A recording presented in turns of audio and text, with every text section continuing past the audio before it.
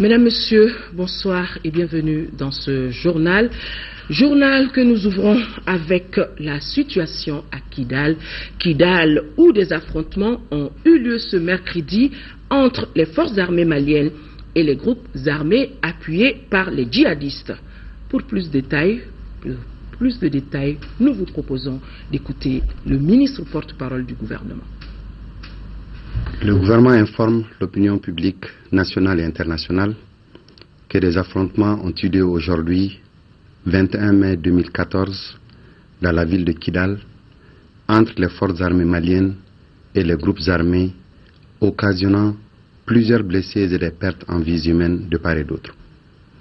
Après quelques heures de combat qui ont permis aux forces armées maliennes de reprendre un temps le gouvernorat de Kidal, nos forces de défense, affaiblies par des problèmes de coordination, de renseignement, ont dû se replier sous le feu nourri de groupes rebelles appuyés par les terroristes d'AQMI et les narcotrafiquants. Des enquêtes en cours permettront de fixer les responsabilités et d'en tirer toutes les conséquences. L'armée est en train de se réorganiser. La situation est suivie de près par les plus hautes autorités du pays. Toutefois, le président de la République, dans son message à la nation du 19 mai 2014, a indiqué que notre priorité est le dialogue. En vertu de cela, et conformément aux souhaits du secrétaire général des Nations Unies, au nom de la communauté internationale, il a instruit un cessez-le-feu immédiat. Tout en regrettant la perte de vies humaines, le Mali reste inflexible sur la nécessité que s'établisse la souveraineté de l'État sur l'ensemble de son territoire national, y compris à Kidal. Cela a été encore une fois affirmé par le Conseil de sécurité des Nations Unies dans son communiqué du 20 mai 2014. Devant la gravité de la situation, toute la nation doit rester mobilisée derrière les autorités nationales pour atteindre cet objectif.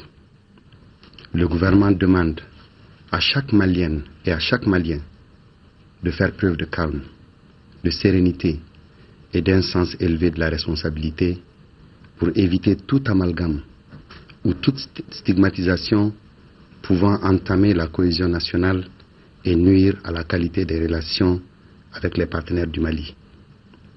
La MINUSMA, la force Serval et les représentants de la communauté internationale ne doivent pas être inquiétés.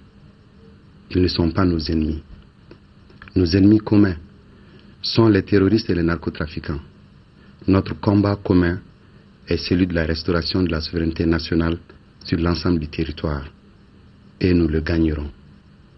Le gouvernement communiquera régulièrement sur l'évolution de la situation et des consultations seront prochainement organisées avec l'ensemble des forces vives de la nation.